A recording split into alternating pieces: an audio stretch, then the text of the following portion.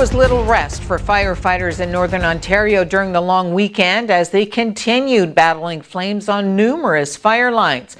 The Ontario Ministry of Natural Resources says there were 122 active fires as of last night, including 78 in the Northwest region and 44 in the Northeast.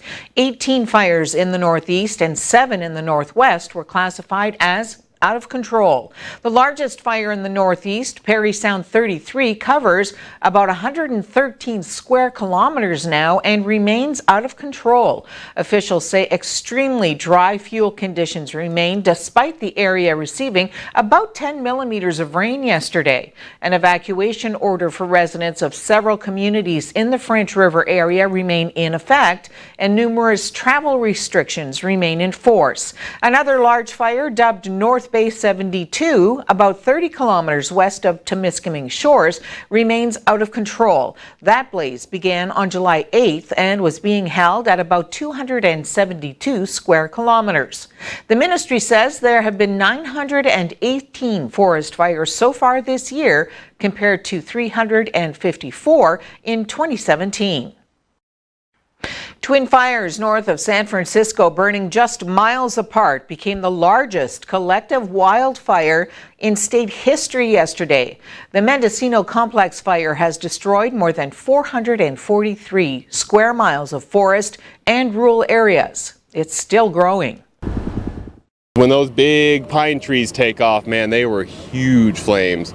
I mean, we were probably a good halfway out across the valley and you could feel the heat off the trees. If we would have left the first night we were alone, because they said there was no trucks coming in, my house would be gone.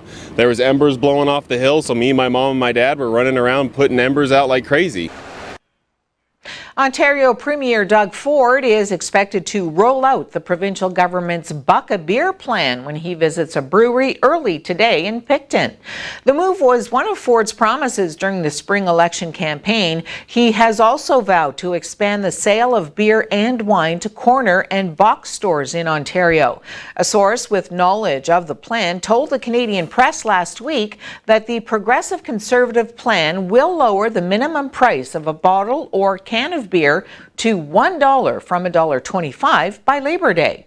Brewers would not be required to charge less, however, and the lower minimum price would not apply to draft beer, nor would it include the bottle deposit. The source said the government hopes to get brewers on board by launching what it calls a Buck a Beer challenge, with incentives for those who cut prices to $1.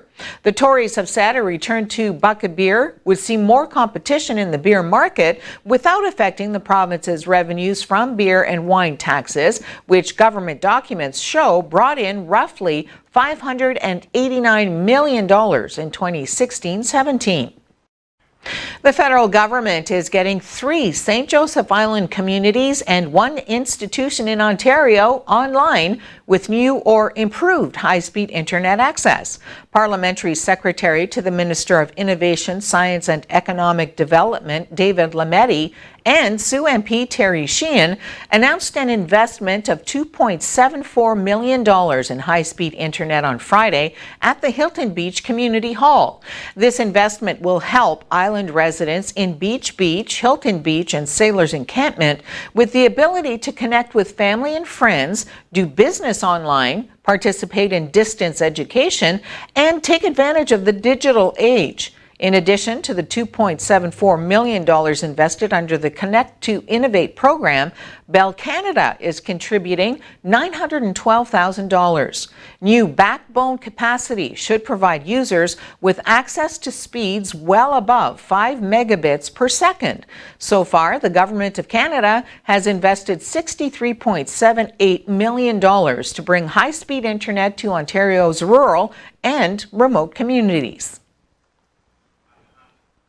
Foreign Affairs Minister Chrystia Freeland is reassuring Canadians in Saudi Arabia that the Canadian embassy in the country is still active. Saudi Arabia has expelled Canada's ambassador and frozen new trade deals.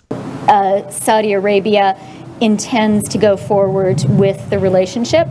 I do also want to assure Canadians that our embassy is still in place in Saudi Arabia and Canadian business people, Canadian travelers, can all be absolutely confident that the Government of Canada is there on the ground and able to provide the services that we provide to Canadians around the world.